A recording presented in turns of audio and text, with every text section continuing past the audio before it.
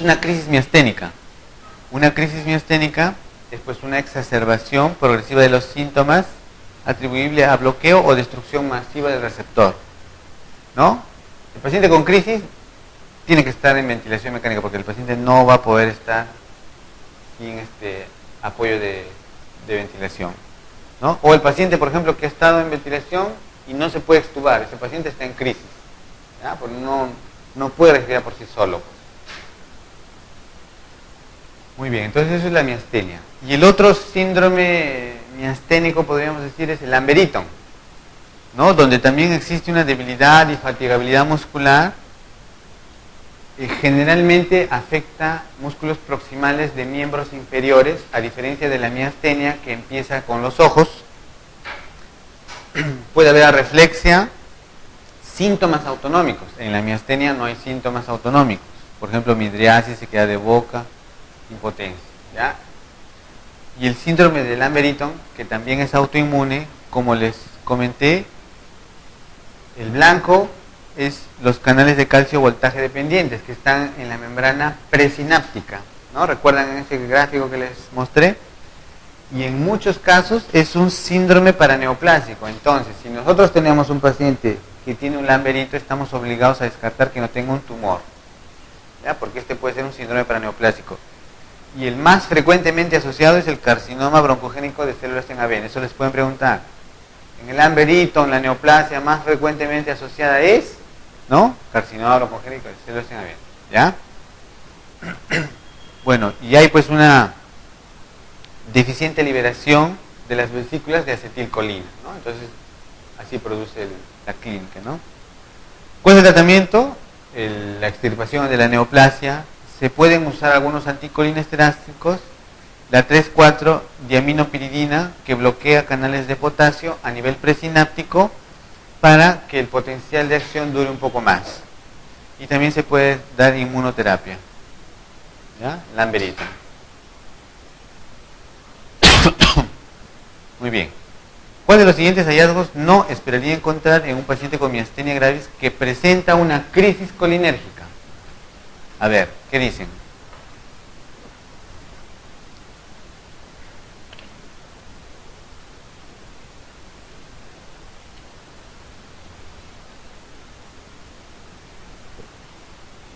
Entonces, recordemos,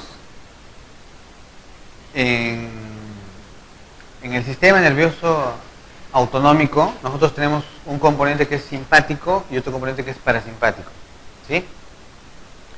El componente simpático, por ejemplo, a nivel de la pupila, dilata, como ya les estaba mencionando. Y el componente parasimpático produce miosis, ¿no? Este componente parasimpático está dado por la acetilcolina, ¿ya? Entonces, si existe un exceso de acetilcolina, ¿no? Como podría ser una crisis colinérgica. Una crisis colinérgica es, por ejemplo, un paciente con miastenia que está recibiendo piridostigmina, el paciente siente debilidad, etcétera, y de repente toma más piridostigmina de lo normal, entonces toma un exceso, ¿no? Un exceso de piridostigmina, entonces va a una crisis colinérgica, porque va a haber mucha acetilcolina que va a actuar, y esa acetilcolina actúa tanto en receptores nicotínicos como en muscarínicos, y de esa forma produce la crisis colinérgica. Diferente a una crisis miasténica, donde falta la acetilcolina, ¿ya? Pero la clínica puede ser algo similar.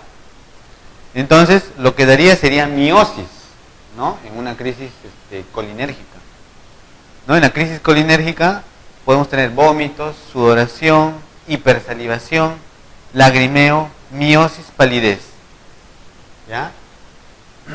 Entonces, ¿cuál no encontraríamos? La respuesta, la de midriasis no tendríamos por qué encontrar, ¿ya? Siguiente. ¿Cuál excluye el diagnóstico de miastenia? A ver qué dicen. Excluye el diagnóstico de miastenia.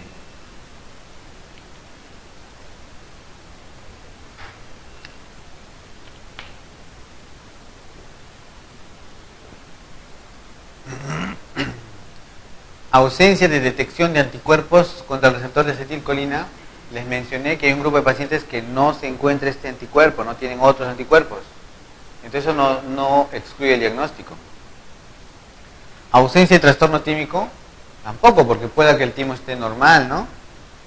Prueba de hidrofonio negativo, o sea, el ténsilo. Si no afecta a los ojos, quizás no veamos mucha respuesta, ¿no? Y aparentemente sea negativo el test de ténsilo, y eso no excluiría el diagnóstico, ¿ya?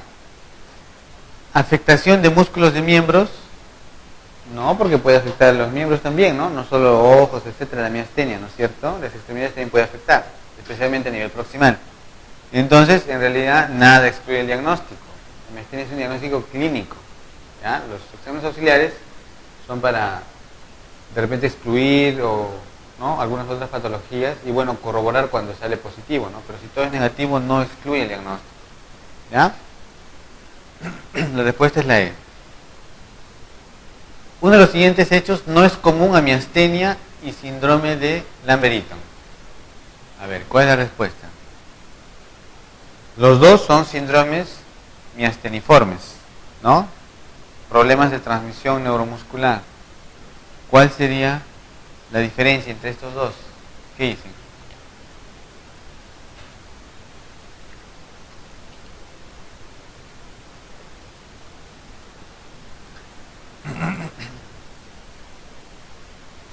¿Debilidad muscular fluctuante? Sí. ¿Ambos son trastornos autoinmunes? Sí, ¿no es cierto?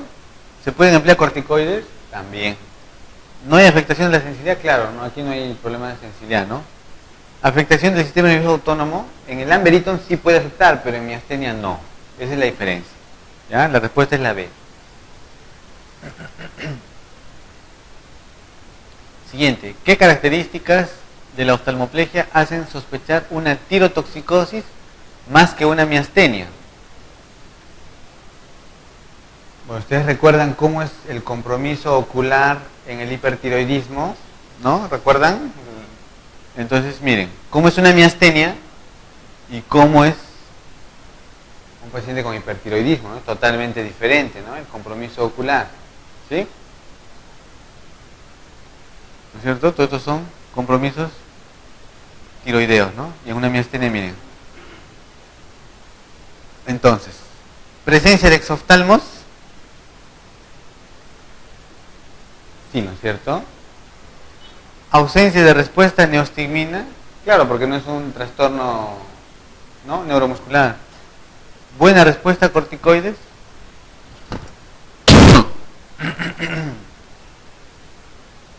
Bueno, los corticoides no son para tratar la tirotoxicosis, pues, ¿no? Afectación del recto superior. ¿Cuál es la respuesta? La E, ¿no? A y B. ¿Sí? Respuesta A y B. Mujer de 35 años con historia de debilidad muscular y diplopia de un mes de evolución. En una radiografía de tórax se aprecia una masa retroesternal de unos 5 centímetros. Esta masa corresponde más probablemente a un, ¿qué dicen? A un timoma, pues, ¿no? Una paciente con miastenia, entonces eso es lo que habría que sospechar, ¿no? La respuesta la B. Siguiente. ¿Cuál de las siguientes entidades puede simular una oftalmoplegia internuclear en ausencia de la misma? ¿Ustedes recuerdan cuando hicimos la clase de esclerosis múltiple? ¿No? Les mencioné un video de una oftalmoplegia internuclear, ¿no? Que era, les dije, bastante característico de una esclerosis múltiple, ¿no? En el cual, si uno le dice al paciente que mire para un lado, un ojo, digamos, no hacía todo el movimiento, ¿no?, como si tuviera una paresia, y el otro hacía un nistagmus, ¿no? Esa es una oftalmoplegia internuclear, ¿ya? Para que recuerden. Eso también podría producirse en una persona mayor por un infarto. Pero también les mencioné que la miastenia puede simular eso, ¿ya? Entonces dice, ¿no? ¿Puede simular? La respuesta es miastenia gravis, ¿ya?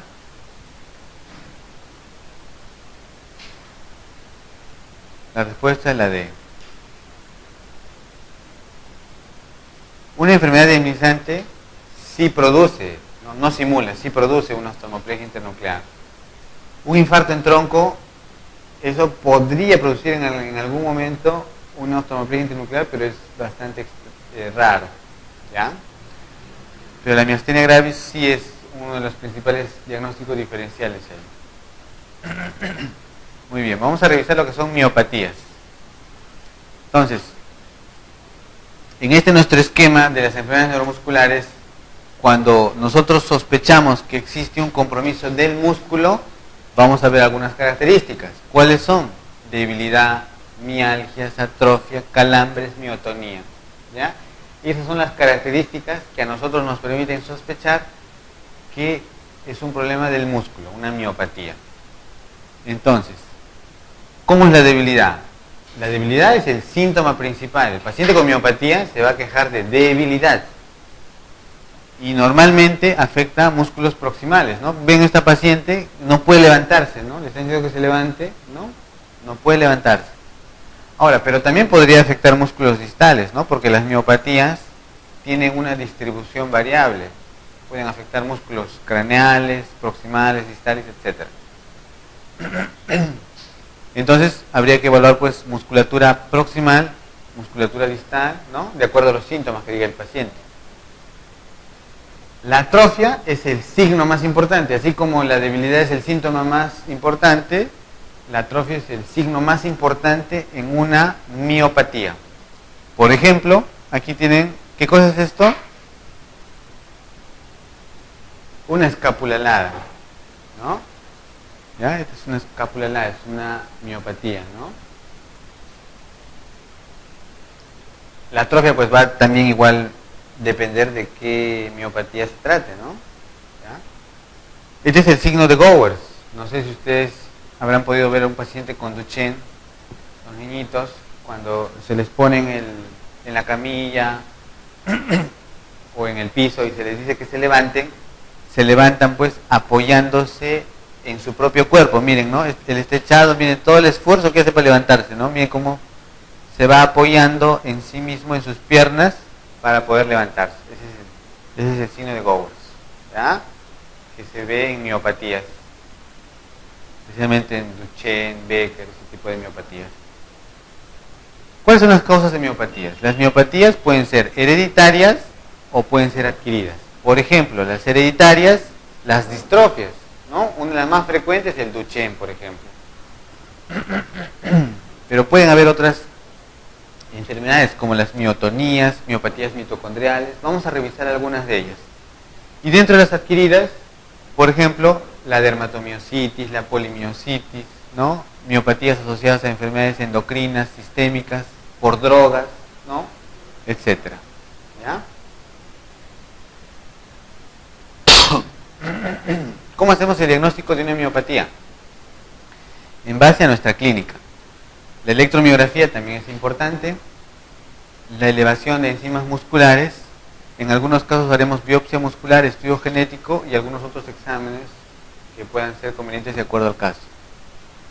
En la electromiografía, nosotros lo que vamos a evaluar es la respuesta del músculo en realidad, ¿no? Entonces con la aguja se hace eso. Este es una neurona, ¿no? Que está inervando pues a las fibras musculares. Este es un problema neuropático, ¿no? Donde se ha perdido algunas neuronas y esta neurona tiene que inervar a más músculos, por decirlo así. Y este es un problema miopático donde se han perdido músculos, ¿no? Algunas fibras musculares y hay menos fibras musculares. Entonces, en esta neurona con las fibras musculares normales, la respuesta normal es así.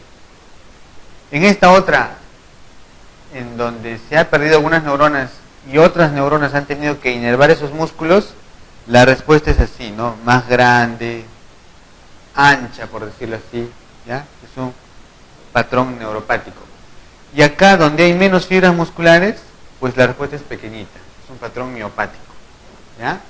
Entonces, los signos miopáticos son potenciales unidades motoras de pequeña amplitud, ¿no? O sea, este tamaño es pequeño, ¿no? De pequeña amplitud y de breve duración. ¿no? Comparen ustedes una respuesta normal con un patrón miopático, ¿no? Entonces aquí tienen cómo es una unidad normal y cómo es, miren, esta respuesta miopática, ¿no? Unidades pequeñitas. Ahora, también puede haber estas fibrilaciones que son así como unas rayitas y estas ondas positivas, ¿no? Que son así de esta forma. Todo esto se puede ver en miopatías. La elevación de enzimas, ¿no? El CPK, ¿ya?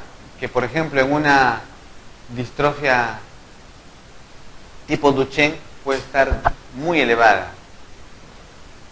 Pero no en todas las miopatías tiene que estar elevado el CPK, puede estar normal o ligeramente elevado. La biopsia muscular hay que seleccionar qué músculo pues está comprometido clínicamente, ¿no? Porque si evaluamos un músculo no adecuado puede no mostrarnos nada. El estudio genético, ¿no? Ya para ver miopatías hereditarias, ¿no? Y ya en ese caso no será necesario hacer pues una biopsia, ¿no? Vamos a desarrollar algunas miopatías. La distrofia muscular tipo Duchenne, ¿no? Es una enfermedad que afecta el músculo esquelético y el corazón. Como ustedes recuerdan, está ligada al cromosoma X, ¿no? Y afecta a 1 en 4.000 nacidos vivos varones, ¿no? Afecta a los varones. Ahora, puede haber algunas mujeres portadoras con síntomas muy leves, ¿ya? Estos pacientes pueden tener algunos signos tempranos en su desarrollo motor, pero la sintomatología normalmente se manifiesta alrededor de los 2 a 4 años, ¿no? Y lo traen a la consulta porque se cae frecuentemente o tiene dificultad para subir escaleras o para correr, y vamos a apreciar el signo de Gowers, pues que ya les hemos mencionado anteriormente. Ahora, estos pacientes tienen generalmente hipertrofia de pantorrillas, ¿no? Miren este niñito cómo tiene, ¿no? Esas pantorrillas, miren acá, ¿no? Hipertrofia de pantorrillas, ¿ya? Hipertrofia muscular. Puede haber algún componente también cognitivo, ¿no? Pueden tener cierto retraso estos pacientes. Ahora, por esa debilidad muscular pueden desarrollarse pues deformaciones, ¿no? Escoliosis, contracturas, deformidades. Normalmente a los 8 a 10 años estos pacientes ya no pueden caminar, ¿no? Están en silla de ruedas. Y en general hacia los 20 años fallecen, ¿ya? Por causas respiratorias y cardíacas. Entonces miren, ahí está el niñito, ¿no? Cómo va, a medida que va creciendo, van presentando las deformaciones, ¿no? Y el paciente no puede caminar. Ahí está la hipertrofia de pantorrillas. Un caso extremo, miren, ¿no? Un paciente ya con unas deformidades terribles, ¿no? Totalmente postrado. La patogenia tiene que ver con el gen de distrofina que está en el cromosoma X, ¿no? Este codifica un RNA que produce la proteína distrofina, ¿no?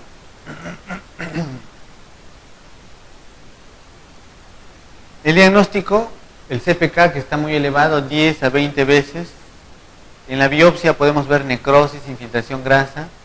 En la inmunohistoquímica vamos a tener ausencia de distrofina. Nuestros pacientes no tienen distrofina porque tienen esa alteración genética. En el test genético vamos a ver delecciones, duplicaciones, etcétera, en el gen de distrofina. En el EKG podemos encontrar algunos cambios, ¿no? Ondas Q profundas, etcétera. En el ecocardio, una miocardiopatía, ¿no? Aquí tienen la biopsia, ¿no? Con incremento de tejido conectivo, atrofia. El tratamiento, se pueden dar corticoides en un inicio para retrasar un poco la evolución. Fisioterapia, aparatos ortopédicos cuando se desarrollen pues esas deformaciones. Cirugía en algunos casos, manejo respiratorio cardiovascular, ¿no? Lamentablemente esta enfermedad tiene un mal pronóstico, ¿no? Dentro de las miopatías adquiridas vamos a ver algunas, como por ejemplo la dermatomiositis. Ustedes recordarán, la dermatomiositis generalmente afecta o mayormente a las mujeres, puede ocurrir en niños y característicamente hay alteraciones dermatológicas, ¿no? El heliotropo, el rash en los nudillos. Ahí tienen, miren, ¿no? Este rash en los nudillos, ¿no? Es el signo de Gottron, ¿no? El heliotropo en los párpados, ¿no? Ahí se ve muy bien.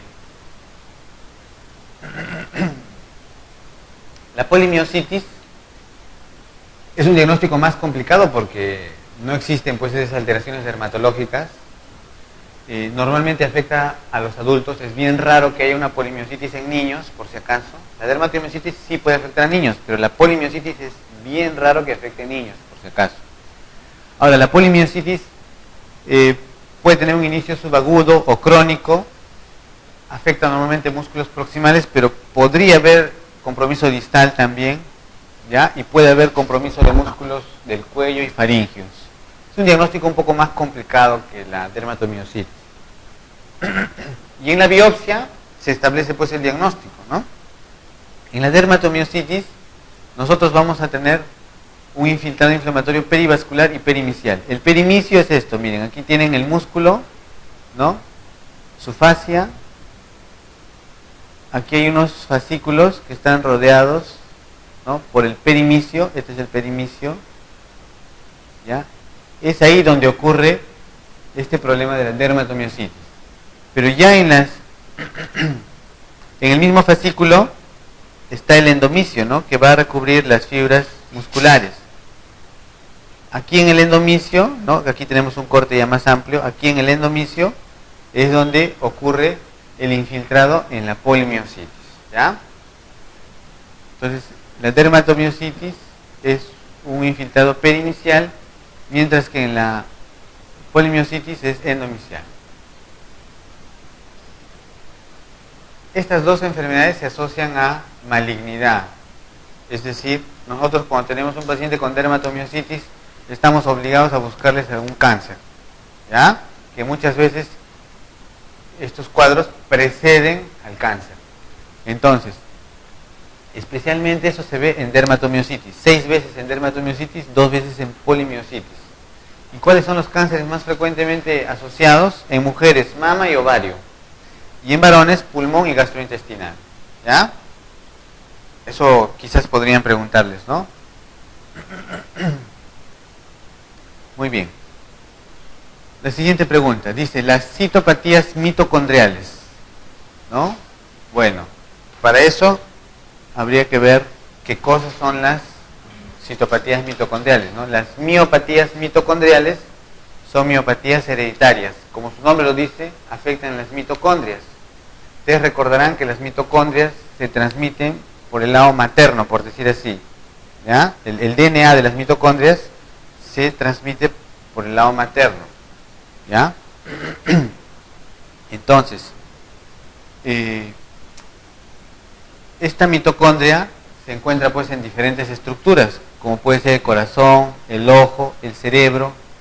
Entonces, los síntomas que van a dar estas miopatías mitocondriales van a corresponder a todas esas estructuras, ¿no?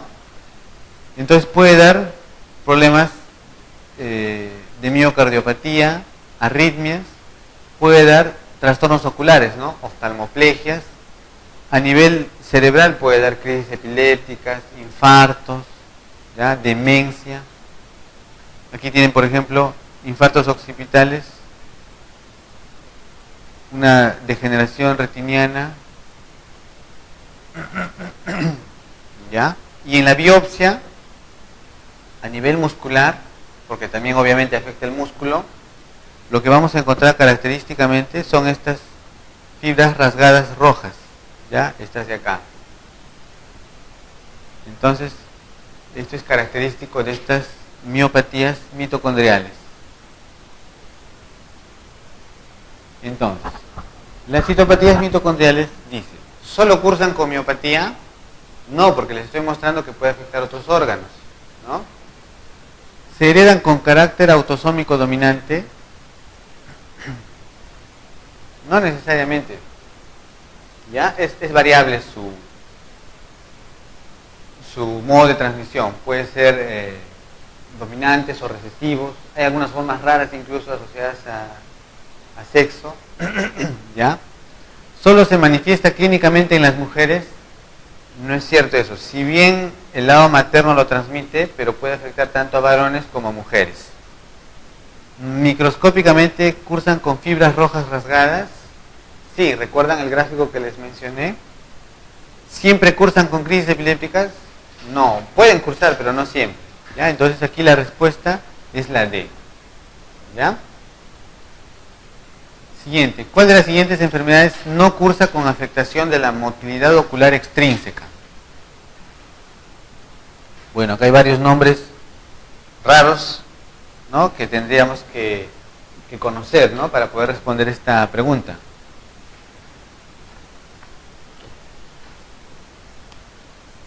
Sin embargo, si ustedes recuerdan lo que hemos estado mencionando previamente, podrían responder esta pregunta sin saber todas las respuestas.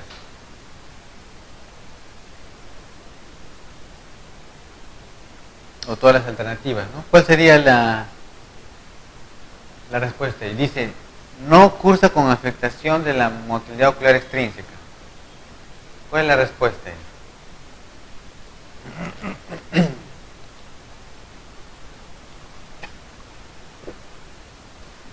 Ya, entonces miren. Esta paciente tiene un Kearns-Sayre. Esta es una miopatía mitocondrial. Y como ustedes ven, está afectado el ojo. Parece una miastenia, ¿no es cierto? Si ven el gráfico, parece una miastenia. Pero no, es una miopatía mitocondrial. Se llama Kearns-Sayre, ¿ya? Y da compromiso ocular, también da compromiso cognitivo, ¿ya? Como toda miopatía mitocondrial, ¿no? Este es un compromiso tiroideo, ¿no?, que sí puede afectar la musculatura extraocular. Esta es una oftalmoplegia externa progresiva. El paciente ha ido desarrollando ptosis, no puede mover los ojos, o sea, los ojos están paralizados, ¿no? Y se llama también miopatía de von Graefe-Fuchs, ¿ya? Es una oftalmoplegia externa progresiva. Es también una forma de miopatía mitocondrial que afecta solamente los ojos, ¿ya? Y ustedes recuerden pues que el ELA no afecta a los ojos. Por eso les decía que esta pregunta ustedes la pueden responder sin saber todas las alternativas, ¿no? Entonces dice, ¿no?, no cursa con afectación de la motilidad ocular extrínseca, ELA. El resto sí puede afectar, ¿ya? La respuesta es la A. Y la miastenia, obviamente, pues, ¿no? Ya hemos revisado también eso. ¿Cuál de las siguientes enfermedades musculares comienza a manifestarse a una edad más temprana? ¿Qué dicen?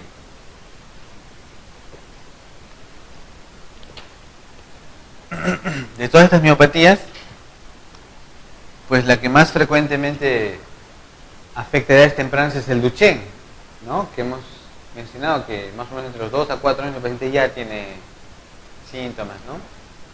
El Becker es parecido a un Duchenne, pero una forma, digamos, incompleta, y la clínica es más posterior. Aquí tienen una distrofia facioscapulohumeral que afecta no a niños, digamos, ya son jóvenes, ¿no?, generalmente. Esta es una distrofia miotónica que da a adultos, ya lo vamos a desarrollar más adelante. Esta es una distrofia de Emery-Dreifuss que también afecta a jóvenes ya a jóvenes, ¿no?, y da compromiso de contracturas, problemas cardíacos. Esta es una miopatía de cinturas, ¿no?, se compromete la cintura escapular, la cintura pelviana. Esta es una distrofia de Becker que, como les decía, es parecido a un Duchenne, pero afecta a una edad mucho más tardía. Y esta es una distrofia facioscapulohumeral, ¿no?, atrofia en los músculos de la cara, ¿ya? Y este es el Duchenne, pues, ¿no?, el Duchenne que ya hemos estado revisando, ¿no? Aquí está la distrofina, miren, ¿no?, dentro de la célula muscular, ¿no?, la distrofina. Entonces, ¿cuál afecta a la más temprana? El Duchenne.